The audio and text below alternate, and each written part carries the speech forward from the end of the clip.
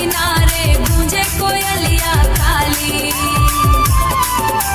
माटी के खुशबू मन ला भाई मोर गाँव के संग सबके भाई, मोर गाँव के रंग सबके भाई, मोर गाँव के रंग सबके भाई। पीपर के छैया में बैठ के बतियाबो, माया के गीत संग संग गुनगुनाबो। सांझ ढले जब गोरसी धद के सपना ना, सांझ ढले जब गोरसी धद के सपना मन मोर अंजोरिया चमके। अरे मोर गवई माँ महके धान के बाली,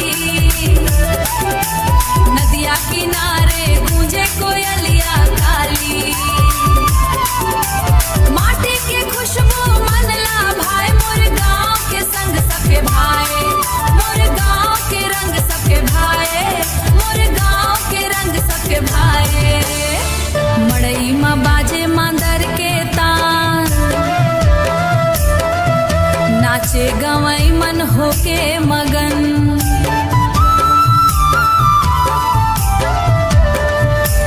हरियर खेत औ नीला गगन, हरियर खेत औ नीला गगन, एही माँ बस थे मोर जीवन।